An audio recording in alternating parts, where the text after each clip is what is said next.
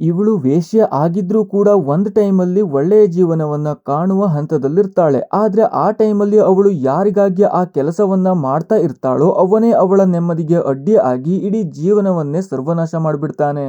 ಅದೇ ಸಮಯಕ್ಕೆ ಆ ಊರಲ್ಲಿ ಒಬ್ಬಳು ಯುವತಿಯ ಕೊಲೆ ಆಗತ್ತೆ. ಅದು ಕೊಲೆ ಅಂತ ನೋಡಿದ ಕೂಡಲೇ ಗೊತ್ತಾಗೋ ಹಾಗೆ ಇದ್ರೂ ಆತ್ಮಹತ್ಯೆ ಅಂತ ಎಲ್ರಿಗೂ ತಿಳಿಸಲಾಗತ್ತೆ.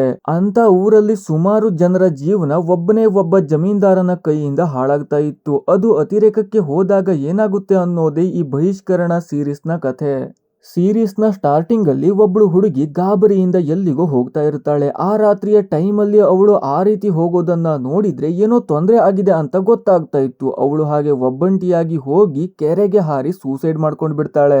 ಇನ್ನು ನೆಕ್ಸ್ಟ್ ಸೀನ್ ಅಲ್ಲಿ ದರ್ಶಿ ಹಾಗೂ ಅವನ ಮಗಳು ಸಿರಿಯನ್ನ ತೋರಿಸಲಾಗತ್ತೆ. 2 ದಿನ ಬಿಟ್ಟು ಸಿರಿಯ ಹುಟ್ಟುಹಬ್ಬ ಇತ್ತು. ಹಾಗಾಗಿ ಅಪ್ಪನ ಹತ್ರ ಆಟಿಕೆಗಳನ್ನ ಕೊಡಿಸೋದಕ್ಕೆ ಕೇಳ್ತಾ ಇರ್ತಾಳೆ.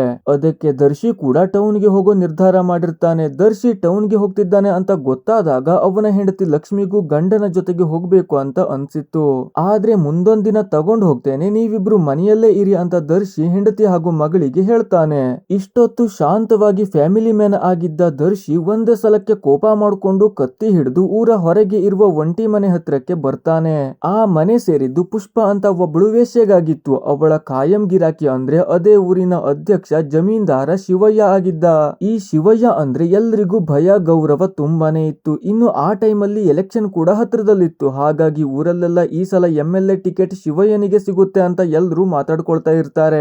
ಆಗ್ಲೇ ಒಬ್ಳು ಪುಟ್ಟ ಹುಡುಗಿ ಶಿವಯ್ಯನ ಮುಂದೆನೆ ಬಿದ್ದು ಬಿಡ್ತಾಳೆ. ಶಿವಯ್ಯ ಅವಳನ್ನ ಸಮಾಧಾನ ಮಾಡಿ ಇನ್ನೇನು ಕಳಿಸಿರ್ತಾನೆ. ಆಗ್ಲೇ ದರ್ಶಿ ಅವನ ಕುತ್ತಿಗೆಗೆ ಬೇರನ್ನ ಕಟ್ಟಿ ನೇಣು ಹಾಕಿ ಕೊಂದು ಬಿಡ್ತಾನೆ. ಇದೆಲ್ಲ ಸಿಚುವೇಶನ್ ಅನ್ನ ದರ್ಶಿ ಮನಸ್ಸಲ್ಲಿ ಅಂದ್ಕೊಂಡದ್ದಾಗಿತ್ತು ಬಿಟ್ರೆ ನಿಜವಾಗಿ ಹಾಗೇನೂ ಆಗಿರ್ಲಿಲ್ಲ. ಈ ಶಿವಯ್ಯನ ಮನೆಯಲ್ಲೇ ದರ್ಶಿ ಕೆಲಸ ಮಾಡೋದಾಗಿತ್ತು.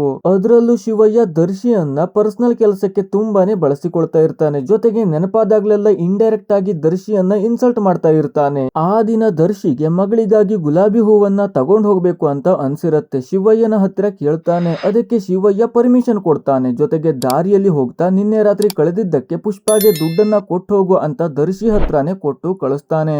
ದರ್ಶಿಯ ಒಳಗೆ ತುಂಬಾ ಅಂದ್ರೆ ತುಂಬಾ ಕೋಪ ಇದ್ರು ಶಿವಯ್ಯನ ಮುಂದೆ ತೋರಿಸಿಕೊಳ್ಳದೆ ಸೀದಾ ಪುಷ್ಪ ಇದ್ದಲ್ಲಿ ಹೋಗಿ ಅವಳ ಮುಖಕ್ಕೆ ದುಡ್ಡನ್ನ ಎಸಿತಾನೆ. ಆದ್ರೆ ಅವಳ ಕಾಲಿಗೆ ಗಾಯ ಆದಾಗ ಅವಳ ಮೇಲಿನ ಕೋಪ ಎಲ್ಲ ಬದಿಗಿಟ್ಟು ಬ್ಯಾಂಡೇಜ್ ಮಾಡ್ತಾನೆ. ಅಂದ್ರೆ ಅವರಿಬ್ಬರಿಗೂ ಬಿಡಿಸಲಾಗದ ಅನುಬಂಧ ಇತ್ತು. ಅದಾದ ನಂತರ ಇಬ್ರು ಮನೆಯ ಒಳಕ್ ಹೋಗ್ತಾರೆ. ಅಲ್ಲಿ ಒಂದಷ್ಟು ದುಡ್ಡನ್ನ ತೋರಿಸಿ ಪುಷ್ಪ ಹೇಳೋದೇನೆಂದ್ರೆ, ನನ್ನನ್ನ ಇನ್ವೆಸ್ಟ್ ಮಾಡಿ ಇಷ್ಟು ದುಡ್ಡನ್ನ ದುಡಿದಿದ್ದೇನೆ. ಗಂಡಸರು ಸೋಲೋದು ಎರಡಕ್ಕೆ, ಒಂದು ದುಡ್ಡಿಗೆ ಮತ್ತೊಂದು ಹೆಣ್ಣಿಗೆ ಅಂತ ಹೇಳ್ತಾಳೆ. ಅದಕ್ಕೆ ದರ್ಶಿ ದುಡ್ಡು ಮಾಡೋಕೆ ಬೇರೆ ದಾರಿನೂ ಇದೆ ಅಂತ ಕೋಪದಲ್ಲಿ ಹೇಳ್ತಾನೆ. ಅದಕ್ಕೆ ಮತ್ತೆ ಪುಷ್ಪ ಹೇಳ್ತಾಳೆ, ಮತ್ಯಾವ ಕೆಲಸದಲ್ಲೂ ಗಂಡಸರು ಹೆಣ್ಣಿನ ಮುಂದೆ ಮಂಡಿಯೂರಲ್ಲ ಅಂತ. ಈ ಮಾತಿಂದ ದರ್ಶಿಗೆ ಕೋಪ ಬಂದು ಪುಷ್ಪಗೆ ಹೊಡಿತಾನೆ. ಪುಷ್ಪ ತಿರುಗಿಸಿ ದರ್ಶಿಗೆ ಹೊಡಿತಾಳೆ. ಅಲ್ಲಿಗೆ ಇಬ್ರು ಮತ್ತೆ ಶಾಂತ ಸ್ಥಿತಿಗೆ ಬರ್ತಾರೆ.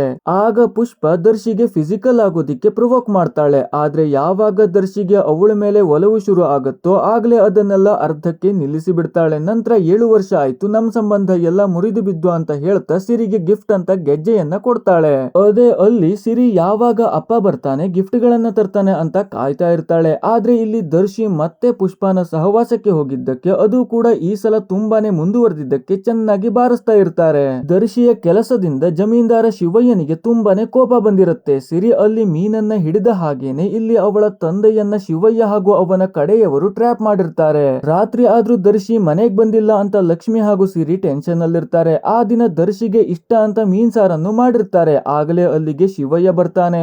ಸಿರಿಯ ಹುಟ್ಟುಹಬ್ಬಕ್ಕೆ ಅಂತ ಸ್ವಲ್ಪ ದುಡ್ಡನ್ನು ಕೊಡ್ತಾನೆ. ನಂತರ ಹೊರಡೋಕೆ ತಯಾರಾದಾಗ ಮೀನ್ ಸಾರಿನ ಸ್ಮೆಲ್ ಬಂದು ಊಟ ಮಾಡ್ಕೊಂಡೇ ಹೋಗ್ತೇನೆ ಅಂತ ಹೇಳಿ ಒಳಗ್ ಬಂದು ಊಟಕ್ಕೆ ಕೂರ್ತಾನೆ. ಅವನು ಒಳಗೆ ಸಿರಿಯ ಬಾಯಲ್ಲಿ ಕಥೆ ಕೇಳ್ತಾ ಊಟ ಮಾಡ್ತಾ ಇದ್ರೆ ಹೊರಗಡೆ ಅವನ ಹುಡುಗರು ದರ್ಶಿಯನ್ನ ಕೊಂದು ಮನೆಯ ಅಂಗಳದಲ್ಲೇ ಹೂತ್ ಹಾಕ್ತಾರೆ. ನಂತರ ಸಿರಿಗೆ ಇಷ್ಟವಾದ ಗುಲಾಬಿ ಹೂವಿನ ಗಿಡವನ್ನ ದರ್ಶಿಯ ಸಮಾಧಿ ಮೇಲೇನೆ ನೆಡ್ತಾರೆ. ಅದಾದ ನಂತರ ಶಿವಯ್ಯ ಸೀದಾ ಪುಷ್ಪ ಇದ್ದಲ್ಲಿ ಹೋಗ್ತಾನೆ. ಅಲ್ಲಿ ಅವಳಿಗಂತ ಹೊಸ ಗೆಜ್ಜೆಯನ್ನು ಕೊಡ್ತಾನೆ. ನಂತರ ಬಂದ್ ಕೆಲಸ ಮುಗಿಸ್ತಾನೆ. ಆದ್ರೆ ಅವನು ದರ್ಶಿಯನ್ನ ಕೊಂದು ಬಂದಿರೋ ವಿಚಾರ ಗೊತ್ತಿದ್ದ ಕಾರಣ ಪುಷ್ಪಗೆ ತುಂಬಾನೇ ದುಃಖ ದುಃಖ ಆಗ್ತಿರತ್ತೆ. ಅದೇ ಮನೆಯಲ್ಲಿರೋ ಸಿರಿ ಅಪ್ಪ ಮನೆಗ್ ಬರೋವರೆಗೂ ನಿದ್ದೆನೆ ಮಾಡೋದಿಲ್ಲ, ಕಾಯ್ತಾನೆ ಇರ್ತೇನೆ ಅಂತ ಹಠ ಹಿಡಿದು ಕೂತಿರ್ತಾಳೆ. ಇನ್ನು 7 ವರ್ಷದ ಹಿಂದಿನ ಕಥೆಯಾಗಿತ್ತು. ಆಗ ದರ್ಶಿಗೆ ಮದುವೆನೂ ಆಗಿರ್ಲಿಲ್ಲ, ಪುಷ್ಪ ಇನ್ನು ಊರಿಗೂ ಬಂದಿರ್ಲಿಲ್ಲ. ದರ್ಶಿಗೆ ಒಬ್ಬ ಫ್ರೆಂಡ್ ಇದ್ದ, ಸಿಟ್ಟಿ ಅಂತ. ಶಿವಯ್ಯ ಏನೇ ಕೆಲಸ ಕೊಟ್ರು ಕೂಡ ದರ್ಶಿ ಹಾಗೂ ಸಿಟ್ಟಿ ಜೊತೆಗೆ ಹೋಗಿ ಆ ಕೆಲಸವನ್ನ ಮುಗಿಸಿ ಬರ್ತಾ ಇರ್ತಾರೆ. ಆ ಟೈಮಲ್ಲಿ ಅಲ್ಲಿನ ಹೆಣ್ಮಕ್ಳು ಒಂದು ಚೂರು ಸೇಫ್ ಆಗಿರ್ಲಿಲ್ಲ. ಯಾಕೆ ಅಂತ ಮುಂದೆ ಗೊತ್ತಾಗತ್ತೆ. ಒಂದಿನ ಸಿಟ್ಟಿ ಬಸ್ ಸ್ಟ್ಯಾಂಡ್ ಹತ್ರ ಇಸ್ಪಿಟಾಡ್ತಾ ಕೂತಿರ್ತಾನೆ. ಆಗ ಬಸ್ಸಲ್ಲಿ ಬಂದ ಪುಷ್ಪ ಅಲ್ಲೇ ಇಳ್ಕೊಳ್ತಾಳೆ. ಅವಳನ್ನ ನೋಡಿ ಇಸ್ಪಿಟಾಡ್ತಿದ್ದ ಮುದುಕ ಕಣ್ಣು ಬಾಯಿ ಬಿಟ್ಟಾಗ ಸಿಟ್ಟಿಗೂ ಯಾರೋ ಹೊಸಬ್ರು ಊರಿಗೆ ಬಂದಿದ್ದಾರೆ ಅಂತ ಗೊತ್ತಾಗತ್ತೆ. ಹೋಗಿ ವಿಚಾರಿಸಿದಾಗ ಪುಷ್ಪ ಹೇಳ್ತಾಳೆ, ನಾನು ಹಕ್ಕಿಗಳ ಬಿಸ್ನೆಸ್ ಮಾಡೋಕೆ ಬಂದವಳು, ಊರಿನ ಪ್ರೆಸಿಡೆಂಟ್ ನ ಹತ್ರ ಮಾತಾಡ್ಬೇಕು ಅಂತ. ಅವಳು ಶಿವಯ್ಯನ ಮೀಟ್ ಆಗೋಕೆ ಬಂದವಳು ಅಂತ ಗೊತ್ತಾದ ಕೂಡಲೇ ಸಿಟ್ಟಿ ಅವಳ ಕೈಯಲ್ಲಿದ್ದ ಲಗೇಜ್ ಅನ್ನೆಲ್ಲ ತಗೊಂಡು ತಾನೇ ಬಿಟ್ಟು ಬರ್ತೇನೆ ಅಂತ ತಗೊಂಡು ಹೋಗ್ತಾನೆ. ದಾರಿಯಲ್ಲಿ ಶಿವಯ್ಯನಿಗೆ ಹತ್ತಿರದ ವ್ಯಕ್ತಿ ಅಂತ ದರ್ಶಿಯನ್ನು ಜೊತೆಗೆ ತಗೊಂಡು ಹೋಗ್ತಾನೆ. ದರ್ಶಿಗೆ ಅವಳನ್ನ ನೋಡಿದ ಕೂಡಲೇ ಗೊತ್ತಾಗ ಹೋಗತ್ತೆ ಅವಳು ಯಾವ ಬಿಸ್ನೆಸ್ ಮಾಡೋಕೆ ಬಂದವಳು ಅಂತ. ಆದ್ರೂ ಎದುರುಗಡೆ ಏನು ಬೈದೆ ಕೋಪಾನು ಮಾಡ್ಕೊಳ್ದೆ ಅವಳನ್ನ ತಗೊಂಡು ಶಿವಯ್ಯನ ಹತ್ರಕ್ಕೆ ಬರ್ತಾನೆ. ಅವಳು ಶಿವಯ್ಯನ ಹತ್ರ ಮರುಳಾಗಿ ಮಾತಾಡ್ತಾಳೆ. ಎಲೆಗೆ ಸುಣ್ಣ ಬಿದ್ರೇನೆ ಕೆಂಪಗಾಗೋದು, ಎರಡು ಒಂದಕ್ಕೊಂದು ಹೇಳಿ ಮಾಡಿಸಿರೋ ಹಾಗೆ ಇರ್ತವೆ. ನೀವು ಒಪ್ಕೊಂಡ್ರೆ ನಿಮ್ಮನ್ನು ಕೆಂಪಗ್ ಮಾಡ್ತೇನೆ, 4 ಗೋಡೆ ಮಧ್ಯದಲ್ಲೇ ಸ್ವರ್ಗ ತೋರಿಸ್ತೇನೆ ಅಂತೆಲ್ಲ ಹೇಳ್ತಾಳೆ. ಜೊತೆಗೆ ಅವನನ್ನ ಬುಟ್ಟಿಗೆ ಹಾಕೊಳ್ಳೋಕೆ ಸ್ವಲ್ಪ ವಯ್ಯಾರ ಎಲ್ಲ ಮಾಡಿ ತೋರಿಸ್ತಾಳೆ. ಅವಳನ್ನ ಪೂರ್ತಿಯಾಗಿ ನೋಡಿದ ಮೇಲೆ ಜಮೀನ್ದಾರ ಕೂಡ ಅವಳ ಸೌಂದರ್ಯಕ್ಕೆ ಸೋತ್ ಬಿಡ್ತಾನೆ. ಅವಳಿಗೆ ಅದೇ ಊರಲ್ಲಿ ಬಿಸ್ನೆಸ್ ಮಾಡೋಕೆ ಅವಕಾಶ ಕೊಡ್ತಾನೆ. ಆದ್ರೆ ಕಂಡೀಷನ್ ಜೊತೆಗೆ, ಅದೇನೆಂದ್ರೆ ಅವಳು ಶಿವಯ್ಯನಿಗೆ ಮಾತ್ರ ಸೇರ್ದವಳು, ಮತ್ಯಾರು ಅವಳನ್ನ ಮುಟ್ಟೋ ಹಾಗಿಲ್ಲ. ಅದೇ ರೀತಿ ಅವಳು ಯಾವುದೇ ಕಾರಣಕ್ಕೂ ಊರ ಒಳಗೆ ಕಾಲಿಡೋ ಹಾಗಿಲ್ಲ ಅನ್ನೋದಾಗಿತ್ತು. ಅವಳ ಜವಾಬ್ದಾರಿ ಪೂರ್ತಿ ದರ್ಶಿ ಹಾಗೂ ಸಿಟ್ಟಿಗೆ ವಹಿಸಲಾಗತ್ತೆ. ಅವರಿಬ್ರು ಊರ ಹೊರಗಿದ್ದ ಶಿವಯ್ಯನ ಪುಟ್ಟ ಮನೆಯನ್ನ ಅವಳಿಗಂತ ಕ್ಲೀನ್ ಮಾಡಿ ಕೊಡ್ತಾರೆ. ಇನ್ನು ಮಾರನೇ ದಿನ ದರ್ಶಿ ಹಾಗೂ ಸಿಟ್ಟಿ ಯಾವುದೋ ಕೆಲಸಕ್ಕಂತ ಪುಷ್ಪನ ತಗೊಂಡು ಟೌನ್ಗೆ ಹೊರಟಿರ್ತಾರೆ. ಏನ್ ಕೆಲಸ ಅಂತ ಪುಷ್ಪ ಕೇಳಿದ್ರೆ ಒಬ್ರು ಬಾಯಿ ಬಿಡ್ತಾ ಇರ್ಲಿಲ್ಲ. ಇನ್ನು ಬಸ್ ಬರತ್ತೆ. ಬಸ್ ಹತ್ತಿ ಹೋಗ್ತಿರುವಾಗ ಇದೇ ಶಿವಯ್ಯನ ಜೊತೆಗೆ ಇರುವಂತಹ ಒಬ್ಬ ವ್ಯಕ್ತಿ, ಮೋಸ್ಟ್ಲಿ ಯಾವುದೋ ಗ್ಯಾಪ್ ಅಲ್ಲಿ ಮಗನೇ ಆಗಿರ್ಬೇಕು, ಸೂರಿ ಬಾಬು ಅಂತ ಬಸ್ಗೆ ಹತ್ಕೊಳ್ತಾನೆ. ಅವನು ಶಿವಯ್ಯನಿಗಿಂತ ಮೊದಲೇ ಪುಷ್ಪನ ಎಲ್ಲಾದ್ರೂ ಕರ್ಕೊಂಡು ಹೋಗ್ಬೇಕು ಅನ್ನೋ ಯೋಚನೆಯಲ್ಲಿರ್ತಾನೆ. ಅದೇ ರೀತಿ ಬಸ್ ಅಲ್ಲಿ ಪ್ರಯತ್ನ ಕೂಡ ಮಾಡ್ತಾನೆ. ಆದ್ರೆ ಪುಷ್ಪ ಅವನಿಗೆ ಅವಮಾನ ಆಗೋ ಹಾಗೆ ಮಾತಾಡಿ ಕಳಿಸ್ಬಿಡ್ತಾಳೆ. ಇನ್ನು ಇವರು 3 ಜನ ಬಂದಿದ್ದು ಹಾಸ್ಪಿಟಲ್ಗಾಗಿತ್ತು. ಇನ್ಮೇಲೆ ಪುಷ್ಪ ಶಿವಯ್ಯನ ಮಿಸ್ಟ್ರೆಸ್ ಅಂದ್ಮೇಲೆ ಅವಳಿಂದ ಯಾವ ರೋಗನು ಶಿವಯ್ಯನಿಗೆ ಹರಡಬಾರ್ದು, ಅಕಸ್ಮಾತ್ ರೋಗ ಇದ್ರು ಈಗಲೇ ಗೊತ್ತಾಗ್ಬೇಕು ಅನ್ನೋ ಕಾರಣಕ್ಕೆ ಬ್ಲಡ್ ಟೆಸ್ಟ್ ಮಾಡಿಸೋಕೆ ತಂದಿರ್ತಾರೆ. ಇನ್ನು ರಾತ್ರಿ ಶಿವಯ್ಯ ಯಾರೋ ಒಬ್ಬ ತನ್ನ ವಿರುದ್ಧ ಮಾಡಿರೋ ಕೆಟ್ಟ ಕೆಲಸಗಳ ಬಗ್ಗೆ ಸಾಕ್ಷಿಗಳನ್ನ ಸಂಗ್ರಹ ಮಾಡಿದ್ದಾನೆ ಅಂತ ಗೊತ್ತಾಗಿ ಅವನಿಗೊಂದು ಗತಿ ಕಾಣಿಸ್ತಾ ಇರ್ತಾನೆ. ಆ ನತದೃಷ್ಟ ಎಷ್ಟು ಹೇಳಿದ್ರು ಕೇಳಲ್ಲ. ಸಾಕ್ಷಿಗಳನ್ನ ಸುಟ್ಟಾಕಿ ಅವನನ್ನ ಬಾವಿಯಲ್ಲಿ ಮುಳುಗಿಸಿ ಕೊಂದು ಹಾಕ್ತಾನೆ. ಇದೆಲ್ಲ ಆದ್ಮೇಲೆ ಬ್ಲಡ್ ರಿಪೋರ್ಟ್ ತಗೊಂಡು ದರ್ಶಿ ಹಾಗೂ ಸಿಟ್ಟಿ ಅಲ್ಲಿಗೆ ಬರ್ತಾರೆ. ರಿಪೋರ್ಟ್ ಸಿಕ್ಕಿದ ಮೇಲೆ ಕೇಳೋ ಕೆಲಸನೇ ಇಲ್ಲ. ಜಮೀನ್ದಾರ ಜಮೀನನ್ನ ಹಾಯೋ ಹೋರಿ ಹಾಗೆ ತಯಾರಾಗ್ತಾನೆ. ಅವಳಿಗೆ ಒಂದ್ ರೋಗಾನು ಇರ್ದಿದ್ದಕ್ಕೆ ಅವಳ ಮನೆಗೆ ನುಗ್ಗೆ ಬಿಡ್ತಾನೆ. ಅಲ್ಲಿ ಸಂಪೂರ್ಣ ಆತಿಥ್ಯವನ್ನ ಸ್ವೀಕಾರ ಮಾಡಿ ರಾತ್ರಿ ಪೂರ್ತಿ ಅಲ್ಲೇ ಕಳೀತಾನೆ. ಇನ್ನು ಲಕ್ಷ್ಮಿ ಆ ಟೈಮಲ್ಲಿ ಮನೆ ಕೆಲಸ ಮಾಡ್ಕೊಂಡಿರ್ತಾಳೆ. ಅವಳು ಹೋಗೋ ಮನೆಯ ಯಜಮಾನಿಗೆ ಮಗನಿಗೆ ಮದುವೆ ಮಾಡಿಸ್ಬೇಕು ಅನ್ನೋ ತಲೆ ಬಿಸಿ ಕಾಡ್ತಾ ಇತ್ತು. ಈ ಲಕ್ಷ್ಮಿಗೆ ದರ್ಶಿ ಸೋದರ ಮಾವ ಆಗಿರ್ತಾನೆ. ಆದ್ರೆ ಎಲ್ಲೇ ಸಿಕ್ಕಿದ್ರು ಕಚಾಪಚ ಅಂತ ಇಬ್ರು ಜಗಳ ಆಡ್ಕೊಳ್ತಾ ಇರ್ತಾರೆ. ಇವರ ಜಗಳದಲ್ಲಿ ಸಿಟ್ಟಿ ಸಿಕ್ಕಾಕೊಂಡು ಒಂದೊಂದ್ಸಲ ಪೇಚಾಡೋ ಪರಿಸ್ಥಿತಿಗೆ ಬಂದು ತಲುಪ್ತಾ ಇರ್ತಾನೆ. ಇನ್ನು ದರ್ಶಿ ಹಾಗೂ ಸಿಟ್ಟಿ ಪುಷ್ಪನ ಮನೆಗೆ ರೇಷನ್ ತಂದು ಹಾಕೋದು, ಅವಳ ಮನೆಯಲ್ಲಿ ಊಟ ಮಾಡೋದು ಎಲ್ಲ ಮಾಡ್ತಾ ಇರ್ತಾರೆ. ಅಂದ್ರೆ ಅವರ ಮಧ್ಯದಲ್ಲಿ ಒಳ್ಳೆಯ ಬಾಂಡಿಂಗ್ ಬೆಳೆದಿರುತ್ತೆ. ಇನ್ನು ಅದೇ ಊರಲ್ಲಿ ಒಬ್ಬ ಡಾಕ್ಟರ್ ಇರ್ತಾನೆ. ಅಲ್ಲಿ ಕ್ಯಾಂಪ್ ಮಾಡೋದು ಅವನೊಬ್ಬನೇ ಆಗಿದ್ದಕ್ಕೆ ಯಾರ್ಯಾರಿಗೆ ಹೆಲ್ತ್ ಪ್ರಾಬ್ಲಮ್ ಇತ್ತೋ ಅವರೆಲ್ಲ ಬರ್ತಾ ಇರ್ತಾರೆ. ಅದೇ ರೀತಿ ಲಕ್ಷ್ಮಿ ಕೂಡ ಸ್ವರ್ಣ ಅನ್ನೋ ಹುಡುಗಿಯನ್ನ ತಗೊಂಡು ಬಂದಿರ್ತಾಳೆ. ಅವಳ ಅಜ್ಜಿಗೆ ಮಂಡಿ ನೋವಿತ್ತು, ಅದಕ್ಕಾಗಿ ಮಾತ್ರೆ ತಗೊಂಡು ಹೋಗೋಕೆ ಬಂದಿದ್ದಾಗಿತ್ತು. ಆದ್ರೆ ಆ ಡಾಕ್ಟರ್ ಅವಳನ್ನ ಕೆಟ್ಟ ದೃಷ್ಟಿಯಲ್ಲಿ ನೋಡಿ ಮಿಸ್ ಟಚ್ ಮಾಡ್ತಾನೆ. ಲಕ್ಷ್ಮಿಗೆ ಕೋಪ ಬಂದ್ರು ಜಾಸ್ತಿ ಏನು ಹೇಳೋಕಾಗಲ್ಲ, ಇಂಡೈರೆಕ್ಟ್ ಆಗಿ ಉಳಿದವರನ್ನು ವಿಚಾರಿಸ್ಕೊಳ್ಳಿ ಅಂತಷ್ಟೇ ಹೇಳ್ತಾಳೆ. ಇನ್ನು ಪುಷ್ಪಗೆ ದೇವಸ್ಥಾನಕ್ಕೆ ಹೋಗ್ಬೇಕು ಅಂತ ಮನಸ್ಸಾಗಿತ್ತು. ಅವಳ ಪೂರ್ತಿ ಜವಾಬ್ದಾರಿ ದರ್ಶಿ ಹಾಗೂ ಸಿಟಿದೇ ಆಗಿದ್ದಕ್ಕೆ ಅವರೇ ತಗೊಂಡು ಹೋಗೋಕೆ ಮನೆಯ ಹತ್ತಿರಕ್ಕೆ ಬಂದಿರ್ತಾರೆ. ಅಲ್ಲಿ ಅವಳು ಸೀರೆ ಉಟ್ಕೊಂಡು ತಯಾರಾಗಿದ್ ನೋಡಿದಾಗ ದರ್ಶಿಯ ಮನಸ್ಸಲ್ಲಿ ಪುಳಕ ಶುರು ಆಗ್ಬಿಡತ್ತೆ. ಅವಳ ಮೇಲೆ ಇಲ್ಲದ ಭಾವನೆ ಎಲ್ಲ ಆ ಒಂದು ನೋಟದಲ್ಲೇ ಶುರು ಆಗತ್ತೆ. ಹಾಗೆ ಅವಳನ್ನ ತಗೊಂಡು ಊರ ಹೊರಗಿರೋ ಗುಡಿಗೆ ಹೋಗ್ತಾರೆ. ಅಲ್ಲಿ ಲಕ್ಷ್ಮಿ ಕೂಡ ಇರ್ತಾಳೆ. ಅಲ್ಲಿನ ಪೂಜೆ ಎಲ್ಲ ಮುಗಿಸ್ಕೊಂಡು ವಾಪಸ್ ಹೋಗ್ತಿರ್ಬೇಕಾದ್ರೆ ಗದ್ದೆಯ ಕೆಸರಲ್ಲಿ ಸೂರಿ ಬಾಬು ಹಾಗೂ ಒಂದಷ್ಟು ಯುವಕರು ಕಬಡ್ಡಿ ಆಡ್ತಾ ಇರ್ತಾರೆ.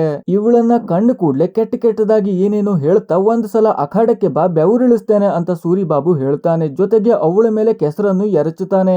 ದರ್ಶಿ ಕೋಪ ಮಾಡ್ಕೊಂಡು ಒಂದ್ ಕೈ ನೋಡೇ ಬಿಡ್ತೇನೆ ಅಂತ ಹೊರಟಿರ್ತಾನೆ. ಅಷ್ಟರಲ್ಲಿ ಅವನನ್ನ ತಡೆದು ಪುಷ್ಪನೆ ಗದ್ದೆಗಿಳಿತಾಳೆ. ಸೂರಿ ಬಾಬು ಪುಷ್ಪನ ಹಿಡಿದು ಬೀಳಿಸ್ಬೇಕು ಅಂತ ತುಂಬಾನೇ ಟ್ರೈ ಮಾಡ್ತಾನೆ. ಆದ್ರೆ ಪುಷ್ಪ ಅವನಿಗೆ ಒದ್ದು ಬೀಳಿಸಿ ಬಿಡ್ತಾಳೆ. ಅವಳ ಈ ಗುಣಗಳನ್ನ, ಸೌಂದರ್ಯವನ್ನ ಎಲ್ಲ ನೋಡಿ ದರ್ಶಿಗೆ ಅವಳ ಮೇಲೆ ಪ್ರೀತಿ ಹುಟ್ಕೊಂಡಿತ್ತು. ಅದರಲ್ಲೂ ಅವಳ ಧೈರ್ಯಕ್ಕೆ ಸೂರಿ ಬಾಬುನ ಎದುರು ಹಾಕೊಂಡು ಬುದ್ಧಿ ಕಲಿಸಿದ್ದನ್ನ ನೋಡಿದಾಗ ತುಂಬಾನೇ ಇಷ್ಟ ಆಗ್ಬಿಟ್ಟಿರ್ತಾಳೆ. ಆದ್ರೆ ಈ ಘಟನೆಯಿಂದ ಸೂರಿ ಬಾಬುಗೆ ತುಂಬಾನೇ ಇನ್ಸಲ್ಟ್ ಆಗಿರುತ್ತೆ. ಅದರ ಜೊತೆಗೆ ಅವನ ಅಕ್ಕಪಕ್ಕದಲ್ಲಿ ಇರುವವರು ಹೇಗಾದ್ರೂ ಮಾಡಿ ಅವಳಿಗೆ ಒಂದು ಗತಿ ಕಾಣಿಸೇ ಬಿಡು ಅಂತ ರೊಚ್ಚಿಗೆಬ್ಬಿಸ್ತಾರೆ. ಸೂರಿ ಬಾಬು ಅದೇ ಕೋಪದಲ್ಲಿ ಎದ್ದು ಗಾಡಿ ಹತ್ತಿ ಪುಷ್ಪನ ಮನೆಗೆ ಹೋಗ್ತಾನೆ. ಅಲ್ಲಿ ಅವಳ ಎದೆಗೆಲ್ಲ ಕೈ ಇಟ್ಟು ಮನಸ್ಸಿಗೆ ನೋವಾಗೋ ರೀತಿ ಕೆಟ್ಟದಾಗಿ ಬೈದು ಹೋಗ್ತಾನೆ. ಇದರಿಂದ ಅವಳು ತುಂಬಾನೇ ದುಃಖ ಪಟ್ಕೊಳ್ತಾಳೆ. ಇಷ್ಟೆಲ್ಲ ಆಗ್ತಿರುವಾಗಲೇ ದರ್ಶಿ ಹಾಗೂ ಸಿಟ್ಟಿ ಕೂಡ ಅಲ್ಲಿಗೆ ಬಂದಿರ್ತಾರೆ. ಇನ್ನು ಮಾರನೇ ದಿನ ಆಲದ ಮರಕ್ಕೆ ಸ್ವರ್ಣನ ಹೆಣ ನೇತಾಡ್ತಾ ಇರುತ್ತೆ. ಎಲ್ರಿಗೂ ಅವಳು ಸತ್ತೋದ್ಲು ಅಂತ ದುಃಖ ಆಗ್ತಾ ಇದ್ರೆ ಸೂರಿ ಬಾಬು ಮಾತ್ರ ಅವಳ ಕ್ಯಾರೆಕ್ಟರೇ ಸರಿ ಇಲ್ಲ, ವಯಸ್ಸಿಗೆ ಬಂದ ಹೆಣ್ಮಕ್ಳು ತಗ್ಗಿ ಬಗ್ಗಿ ನಡಿಬೇಕು, ಇಲ್ಲ ಅಂದ್ರೆ ಈ ರೀತಿ ಹೆಣವಾಗ್ತಾರೆ. ನಮ್ಮಂತ ದೊಡ್ಡ ಜನರ ಹಾಗೆ ಶೋಕಿ ಮಾಡೋದ್ ಬಿಟ್ರೆ ಎಲ್ಲ ನೆಟ್ಟಗಿರ್ತಿದ್ರು. ಶೋಕಿ ಮಾಡ್ಬೇಕು, ಹುಡುಗರ ಜೊತೆ ಸುತ್ತಬೇಕು, ಮಜಾ ಮಾಡ್ಬೇಕು ಅನ್ನೋದೊಂದೇ ಈ ಹೆಣ್ಮಗಳ ತಲೆಯಲ್ಲಿ ಓಡ್ತಾ ಇತ್ತು ಅಂತ ಕಾಣಿಸುತ್ತೆ. ಹಾಗಾಗಿ ಈಗ ಈ ಗತಿ ಆಗಿದೆ ಅಂತೆಲ್ಲ ಹೇಳ್ತಾನೆ. ಅದಕ್ಕೆ ದರ್ಶಿ ಹೆಣದ ಮುಂದೆ ಆದ್ರೂ ನೆಟ್ಟಗ್ ಮಾತಾಡು ಅಂತ ಹೇಳ್ತಾನೆ. ಆಗ ಸೂರಿ ಬಾಬು ನಿಯತ್ತಾಗಿ ಸತ್ತಿದ್ರೆ ಹೀಗೆ ಹೇಳ್ತಿರ್ಲಿಲ್ಲ ಅಂತ ಹೇಳ್ತಾನೆ. ಅವನ ಮಾತಿಗೆ ಕೋಪ ಮಾಡ್ಕೊಂಡ ಲಕ್ಷ್ಮಿ, ನೀನು ಹೀಗೆ ಮಾತಾಡೋದ್ರಿಂದಾನೇ ನಿನ್ನ ಹೆಂಡತಿ ಬಿಟ್ಟು ಹೋಗಿರೋದು ಅಂತ ಹೇಳ್ತಾಳೆ. ಅದಕ್ಕೆ ಕೋಪ ಮಾಡ್ಕೊಂಡ ಸೂರಿ ಬಾಬು, ಅವಳು ಹೋದ್ರೆ ಏನಾಯ್ತು, ಅವಳು ಮಾಡೋ ಕೆಲಸವನ್ನ ನೀನೇ ಮಾಡ್ತೀಯಲ್ಲ ಅಂತ ಹೇಳ್ತಾನೆ. ಹೀಗೆಲ್ಲ ಮಾತುಕತೆ ಆದಾಗ ದರ್ಶಿ ಹಾಗೂ ಸೂರಿ ಬಾಬು ಮಧ್ಯದಲ್ಲಿ ಜಗಳ ಆಗತ್ತೆ. ಆಗ ಅಲ್ಲಿಗೆ ಬಂದ ಶಿವಯ್ಯ ಸೂರಿ ಬಾಬುಗೆ ಹೊಡೆದು ಎಲ್ರಿಗೂ ಸಮಾಧಾನ ಮಾಡ್ತಾನೆ.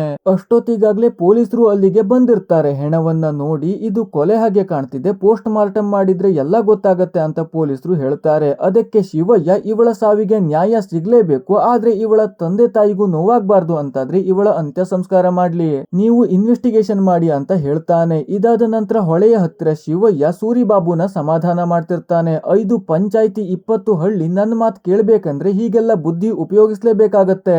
ನೀನು ಕೂಡ ನನ್ನ ಹಾಗೇನೆ ತಾಳ್ಮೆ ಕಲ್ತ್ಕೊಂಡು ನನ್ನ ಮುಂದಿನ ಸ್ಥಾನವನ್ನ ತುಂಬಬೇಕು ಅಂತೆಲ್ಲ ಹೇಳಿ ಅವನಿಗೆ ಖುಷಿ ಪಡಿಸ್ತಾನೆ. ಆಗ್ಲೇ ದರ್ಶಿ ಬಂದು ಸ್ವರ್ಣ ಸೂಸೈಡ್ ಮಾಡ್ಕೊಂಡಿದ್ದಲ್ಲ ಕೊಲೆ ಆಗಿರ್ಬೇಕು ಅಂತ ಹೇಳ್ತಾನೆ. ಅದಕ್ಕೆ ಶಿವಯ್ಯ ಕೋಪ ಮಾಡ್ಕೊಂಡು ಇದನ್ನ ಇಲ್ಲೇ ಬಿಟ್ಟು ಬಿಡು, ಎಲ್ಲರೂ ನೋವಲ್ಲಿದ್ದಾರೆ ಅಂತ ಹೇಳ್ತಾನೆ. ಜೊತೆಗೆ ಇನ್ನು 1 ವಾರ ಎಲ್ಲಿಗೂ ಹೋಗ್ಬೇಕು ಅಂತ ಹೇಳಿ ಹೊರಟು ಬಿಡ್ತಾನೆ. ಇನ್ನು ದರ್ಶಿ ಹಾಗೂ ಸಿಟ್ಟಿ ಪುಷ್ಪನ ಮನೆಗೆ ಬಂದಿರ್ತಾರೆ. ಇನ್ನು 1 ವಾರ ಬಿಸ್ನೆಸ್ ಇಲ್ಲದೆ ಇರೋದಿಕ್ಕೆ ಅವಳು ಸ್ವಲ್ಪ ಎಲ್ಲಾದ್ರೂ ಸುತ್ತಾಡ್ಬೇಕು ಅಂತ ಹೇಳ್ತಾಳೆ. ಅದಕ್ಕೆ ಮೊದಲು ಹೋಗಿದ್ದು ಬೆಟ್ಟದ ಮೇಲಿನ ಗುಡಿಗಾಗಿತ್ತು. ಅಲ್ಲಿ ಮತ್ತೆ ಬಿಸ್ನೆಸ್ ಇಲ್ಲ ಅನ್ನೋ ವಿಷಯ ಬಂದಾಗ ಈ 1 ವಾರ ಇದನ್ನ ಬಿಟ್ಟು ಕಳೆದ ಹಾಗೇನೆ ಜೀವನ ಪೂರ್ತಿ ಕಳಿಯೋಕಾಗಲ್ವಾ ಅಂತ ದರ್ಶಿ ಕೇಳ್ತಾನೆ. ಅದಕ್ಕೆ ಪುಷ್ಪ ಹೇಳ್ತಾಳೆ, ಈ ಜೀವನದಲ್ಲಿ ತುಂಬಾ ದೂರ ಬಂದ್ಬಿಟ್ಟಿದ್ದೇನೆ, ಮತ್ತೆ ಹಿಂದಕ್ಕೆ ಹೋಗೋದು ಸಾಧ್ಯನೇ ಇಲ್ಲ. ಅಂತದ್ರಲ್ಲಿ ನಾನು ಈ ಕೆಲಸ ಮಾಡದೆ ಹೋದ್ರೆ ಇಂಥ ಜನರಿಂದ ಎಷ್ಟೋ ಹೆಣ್ಮಕ್ಕಳ ಬದುಕು ಹಾಳಾಗತ್ತೆ ಅಂತ ಹೇಳ್ತಾಳೆ. ಅವಳ ಮಾತಿಂದ ದರ್ಶಿಯ ಮನಸ್ಸಲ್ಲಿ ಮತ್ತೆ ಒಳ್ಳೆಯ ಭಾವನೆ ಶುರು ಆಗತ್ತೆ. ಆಗ್ಲೇ ಪುಷ್ಪಗೆ ಊರಿನ ಒಳಗೆ ಹೋಗಿ ಸುತ್ತಾಡ್ಬೇಕು ಅಂತ ಅನ್ಸತ್ತೆ. ಅದಕ್ಕೆ ದರ್ಶಿ ಒಪ್ಪಿಕೊಂಡು ಕದ್ದು ಮುಚ್ಚಿ ಅವಳನ್ನ ಊರ ಒಳಗೆ ತಗೊಂಡು ಹೋಗ್ತಾನೆ. ಪ್ರತಿಯೊಂದು ಬೀದಿಯನ್ನು ಯಾರಿಗೂ ಗೊತ್ತಾಗದ ಹಾಗೆ ಸುತ್ತಾಡಿಸ್ತಾನೆ. ಆದ್ರೆ ಇದೆಲ್ಲ ಸೂರಿ ಬಾಬುನ ಚೇಲಾಗೆ ಗೊತ್ತಾಗಿ ಅವನು ಸೂರಿ ಬಾಬು ಹತ್ರ ಹೇಳ್ಬಿಡ್ತಾನೆ. ಇನ್ನು ರಾತ್ರಿ ದರ್ಶಿ ಹಾಗೂ ಪುಷ್ಪ ಇಬ್ಬರೇ ಇರ್ತಾರೆ. ಆಗ ದರ್ಶಿ ಅವಳ ಹತ್ರ ತನ್ನ ಮನಸ್ಸಲ್ಲಿ ಏನೇನೆಲ್ಲ ಇದೆಯೋ ಅದನ್ನೆಲ್ಲ ಹೇಳ್ಕೊಳ್ತಾನೆ. ಅವಳು ತೋರಿಸಿರೋ ಕಾಳಜಿ, ಅವಳ ಮನಸ್ಸು, ಒಳ್ಳೆಯ ಗುಣ ಎಲ್ಲ ಸೇರಿ ಅವನ ಮನಸ್ಸಲ್ಲಿ ಅವಳ ಬಗ್ಗೆ ಪ್ರೀತಿ ಹುಟ್ಟು ಹಾಗೆ ಮಾಡಿತ್ತು. ಇಷ್ಟೆಲ್ಲ ಹೇಳ್ಕೊಂಡಾದ್ಮೇಲೆ ಪುಷ್ಪ ಅವನನ್ನ ಒಂದು ಜಾಗಕ್ಕೆ ತಗೊಂಡು ಹೋಗ್ತಾಳೆ. ಅಲ್ಲಿ ಅವಳ ಹತ್ರ ದರ್ಶಿ, ನೀನು ನನ್ನನ್ನ ಮದುವೆ ಆಗು, ಈ ಕೆಲಸವನ್ನ ಬಿಟ್ಟು ಬಿಡು, ಇಬ್ರು ಚೆನ್ನಾಗಿ ಸಂಸಾರ ಮಾಡೋಣ ಅಂತ ಹೇಳ್ತಾನೆ. ಅದಕ್ಕೆ ಪುಷ್ಪ ಕೂಡ ಅವನ ಮೇಲಿನ ಪ್ರೀತಿಯಿಂದ ಒಪ್ಕೊಳ್ತಾಳೆ. ಇನ್ನು ಮಾರನೇ ದಿನ ಇಬ್ರು ಸೇರಿ ಮದುವೆಯ ವಿಚಾರವನ್ನ ಶಿವಯ್ಯನ ಹತ್ರ ಹೇಳುವ ನಿರ್ಧಾರ ಮಾಡ್ತಾರೆ. ಸಿಟ್ಟಿ ಅವರನ್ನ ತಡೆಯೋಕೆ ತುಂಬಾನೇ ಪ್ರಯತ್ನ ಮಾಡ್ತಾನೆ. ಪುಷ್ಪಗೂ ಶಿವಯ್ಯ ಏನಂದು ಬಿಡ್ತಾನೋ ಅನ್ನೋ ಭಯ ಶುರು ಆಗಿತ್ತು. ಆದ್ರೂ ದರ್ಶಿ ಮಾತ್ರ ಕೇಳಲ್ಲ. ಶಿವಯ್ಯ ಒಂಥರ ದೇವ್ರಿದ್ದಂಗೆ ಅಂತ ಹೇಳ್ತಾ ತಗೊಂಡು ಹೋಗ್ತಾನೆ. ಅದೇ ಶಿವಯ್ಯನ ಮುಂದೆ ಮದುವೆಯ ವಿಚಾರ ಹೇಳಿ ಈ ಕೆಲಸವನ್ನ ಪುಷ್ಪ ಇನ್ನು ಮುಂದೆ ಮಾಡಲ್ಲ ಅಂತ ಹೇಳಿದಾಗ ಅದಕ್ಕೆ ಶಿವಯ್ಯ ಏನು ತಕರಾರು ಮಾಡಲ್ಲ. ಅವಳಿಗೆ ಸ್ವಲ್ಪ ದುಡ್ಡನ್ನ ಕೊಟ್ಟು ಇನ್ನು ಮುಂದೆ ಇವನಿಗಾದ್ರೂ ನಿಯತ್ತಾಗಿರು ಅಂತ ಹೇಳ್ತಾನೆ. ಈಗ ಪರ್ಮಿಷನ್ ಸಿಕ್ಕಿದ್ಮೇಲೆ ತಡ ಮಾಡಲ್ಲ. 3 ಜನ ಟೌನ್ಗೆ ಹೋಗ್ತಾರೆ. ಅಲ್ಲಿ ಬೇಕಾಗಿರೋ ಎಲ್ಲಾ ವಸ್ತುಗಳನ್ನ ತಗೊಂಡು ಆರಾಮಾಗಿ ಖುಷಿಯಿಂದ ಊರಿಗೆ ಬರ್ತಾರೆ. ಆದ್ರೆ ಅಲ್ಲಿ ನೋಡಿದ್ರೆ ಪಂಚಾಯಿತಿ ಸೇರಿಸಲಾಗಿರುತ್ತೆ. ಶಿವಯ್ಯ ಕೂಡ ಬಂದಿರ್ತಾನೆ. ತಪ್ಪಿತಸ್ಥೆ ಆಗಿ ಲಕ್ಷ್ಮಿ ಇರ್ತಾಳೆ. ಅವಳಿಗೆ ಚೆನ್ನಾಗಿ ಬಾರಿಸಿರ್ತಾರೆ. ಎಲ್ರೂ ಸೇರ್ಕೊಂಡು ಅವಳ ಜೀವನವೇ ಹಾಳಾಯ್ತು ಅಂತ ಹೇಳ್ತಾ ಇರ್ತಾರೆ. ಆಗ ದರ್ಶಿಯನ್ನ ಕಂಡ ಶಿವಯ್ಯ ಅವಳಿಗೆ ತಾಳಿ ಕಟ್ಟು ಅಂತ ಹೇಳ್ತಾನೆ. ದರ್ಶಿಗೆ ಶಾಕ್. ಶಿವಯ್ಯನಿಗೆ ಎಲ್ಲಾ ವಿಷಯ ಗೊತ್ತಿದ್ರು ದರ್ಶಿ ಹತ್ರನೇ ತಾಳಿ ಕಟ್ಟೋಕೆ ಪದೇ ಪದೇ ಹೇಳ್ತಾನೆ. ಶಿವಯ್ಯನ ಮಾತಿಗೆ ಇಲ್ಲ ಅನ್ನೋಕೂ ಆಗಲ್ಲ. ಒಬ್ಬಳ ಜೀವನ ಹಾಳಾಗ್ಬಾರ್ದು ಅಂತ ಪುಷ್ಪ ಕೂಡ ಲಕ್ಷ್ಮಿಗೆ ತಾಳಿ ಕಟ್ಟೋಕೆ ಹೇಳ್ತಾಳೆ. ಅಲ್ಲಿಗೆ ದರ್ಶಿ ಲಕ್ಷ್ಮಿಯನ್ನ ಮದುವೆ ಆಗ್ಲೇಬೇಕಾಗತ್ತೆ. ಇದೆಲ್ಲ ಶಿವಯ್ಯನ ಆಟ ಆಗಿತ್ತು. ಎಲ್ಲದಕ್ಕೂ ಅವನೇ ಕಾರಣ ಆಗಿದ್ದ. ಅದೇ ದಿನ ರಾತ್ರಿ ಪುಷ್ಪನ ಮನೆಗೆ ಶಿವಯ್ಯ ಬಂದಿರ್ತಾನೆ. ಅವಳ ಮೇಲಿನ ಕೋಪಕ್ಕೆ ಸೀಮೆ ಎಣ್ಣೆ ಸುರಿತಾನೆ. ಇಷ್ಟೆಲ್ಲ ಆಗಿದ್ದಕ್ಕೆ ಕಾರಣ ಏನು? ಲಕ್ಷ್ಮಿಗೆ ಆ ಅವತ್ತು ಆಗಿದ್ದಾದ್ರೂ ಏನು, ಮುಂದೆ ಶಿವಯ್ಯ ಪುಷ್ಪಗೆ ಏನು ಮಾಡಬಹುದು, ಇದೆಲ್ಲದರ ಮಧ್ಯದಲ್ಲಿ ಸಿಕ್ಕಿ ಸತ್ತೋದ ದರ್ಶಿಯ ಕಥೆ ಏನಾಯ್ತು ಅನ್ನೋದು ನೆಕ್ಸ್ಟ್ ಪಾರ್ಟ್ ಅಲ್ಲಿರುತ್ತೆ, ತಪ್ಪದೆ ನೋಡಿ.